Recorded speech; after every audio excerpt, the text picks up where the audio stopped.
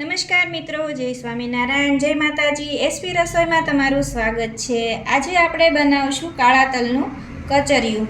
તો કચરિયું બનાવવા માટે મેં આ 200 ગ્રામ કાળા તલ લીધા છે અને આ આપણે 150 ગ્રામ ગોળ લીધો છે, જેથી કરીને ગોળનું માપ બરાબર રહે. તો અમે 150 ગ્રામ ગોળ લીધો છે અને આપણે આ જરૂર પ્રમાણે બૂરું ટોપરું વાપરશું, 2 થી 3 ચમચી. અને આ 2 થી 3 ચમચી મેં ગુંદર લીધો છે અને આપણે ગુંદરને તળવા માટે ઘી લીધું છે અને આપણે આ કાજુ બદામના ટુકડા લીધા છે, જરૂર પ્રમાણે આપણે નાખી શકવી. અને આપણે મેં આ કચરિયું બનાવવા માટે તલનું તેલ લીધું છે, એ પણ આપણે 2 થી 3 ચમચી યુઝ કરવાનું છે. તો આપણે પહેલાં તલને મિક્સર જારમાં ક્રશ કરી લઈએ. તલને આપણે મિક્સર જારમાં ક્રશ કરી લઈએ. હવે આપણે તલને ક્રશ કરી લીધા છે, એમાં આપણે ગોળ નાખી દઈએ. આપણે આ જે લીધો તો ગોળ એ નાખી અને આપણે ક્રશ કરી લઈએ. હવે આપણે ગોળ પણ અંદર મિક્સ થઈ ગયો છે. જો મિત્રો, તમે મારી એસપી રસોઈને વધારે જોવા માંગતા હોય, અવનવી રસોઈ જોવા માંગતા હોય તો સબસ્ક્રાઈબ કરી અને બેલ આઇકન દબાવવાનું ભૂલતા નહીં, જેથી કરી તમને મારી નવી રસોઈ જોવા મળે. તો આપણે આ ગોળ આમાં મિક્સ થઈ ગયો છે. હવે આપણે ગુંદરને તળી દઈએ અને આપણે સાઈડમાં મૂકી દઈએ. આપણે ગેસ ચાલુ કરી અને ગુંદરને તળી લઈએ.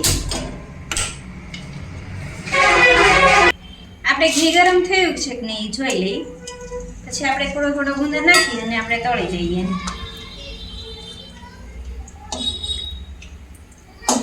જો આપણું તેલ આ જે ઘી છે એ ગરમ થઈ ગયું છે. હવે એમાં આપણે ગુંદર થોડો થોડો નાખી અને આપણે એને તળી લઈએ. બહુ બ્રાઉન નહીં થઈ જવા દેવાનો, નહીં તો એનો સ્વાદ છે ને સારો નહીં આવે. એટલે આને આપણે આવી જ રીતે લઈ લેવાનું. જો આવી રીતે વ્હાઈટ કલરનો થાય ત્યારે લઈ લેવાનું. આપણે બીજો પણ તળી લઈએ.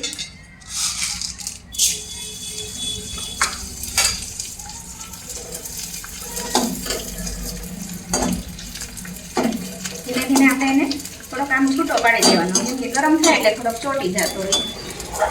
તો આપણે ગુંદર છે એ આપણે તળી દીધો છે. હવે આપણે જે ડ્રાયફ્રૂટ લીધા છે, કાજુ અને બદામ, એ પણ આપણે હારે તળી લઈએ.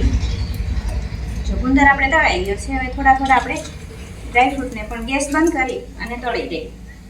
આપણે જરૂર હોય એ પ્રમાણે આપણે નાખીએ, ઓછા વધુ કરી શકીએ. તો આપણે ડ્રાયફ્રૂટ પણ તળી દઈએ.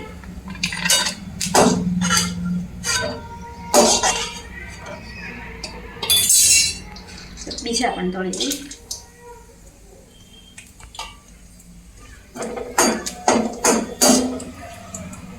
જો આપણે આ કાજુ ને બદામના ટુકડા લીધા હતા એ બધા આપણે આવી રીતે તળી દીધા છે. જો આપણે આ ગુંદર અને કાજુ ને બદામ ને ડ્રાયફ્રૂટ તળ્યા છે, તળાઈ ગયા છે.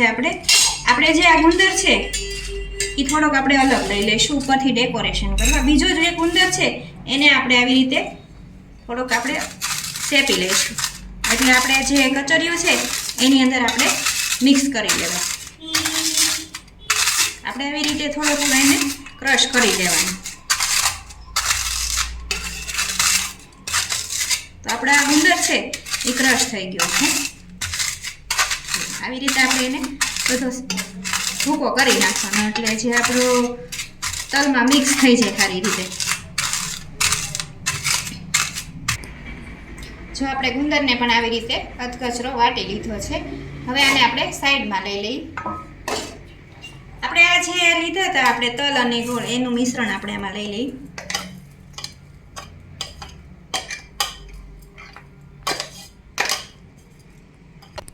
જો હવે આપણે આ જે છે એમાં આપણે બધા મસાલા નાખી દઈશું. પહેલાં તો આપણે આ જે ગુંદર અને કાજુ બદામ લીધા હતા એ નાખી દઈએ.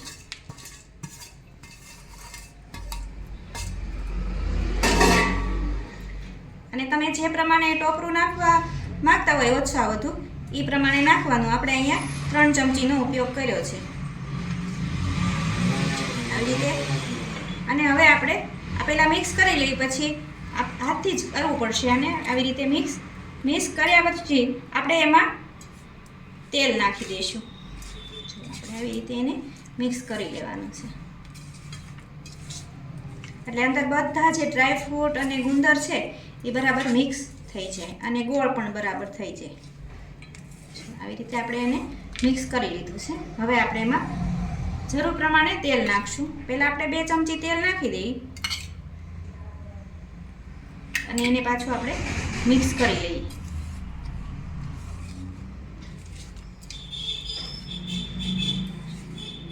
જો આ રીતનું આપણે લાગશે.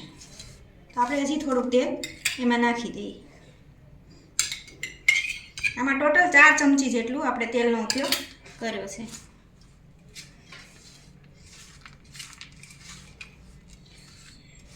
ચાર ચમચી તેલ નાખ્યું આપણે એટલે સરસ મજાનું આપણું કચરિયું જે છે એ એકદમ આવી રીતે લચકા પડતું થઈ જાય છે, કોરું ન થઈ જાય. નહીંતર આપણે થોડોક લાંબો સમય રાખવું હોય તો કોરો થઈ જશે. આ બધું જે કચરિયું છે એ કોરું પડી જશે.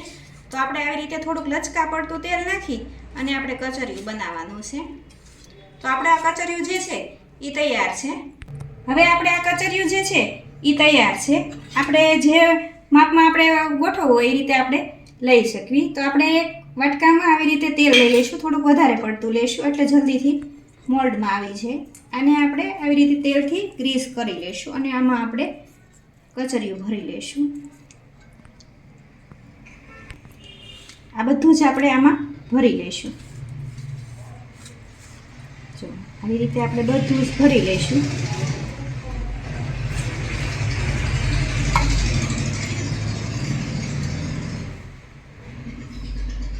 તમારે ડબ્બામાં લેવું હોય તો ડબ્બામાં પણ તમે લઈ શકો.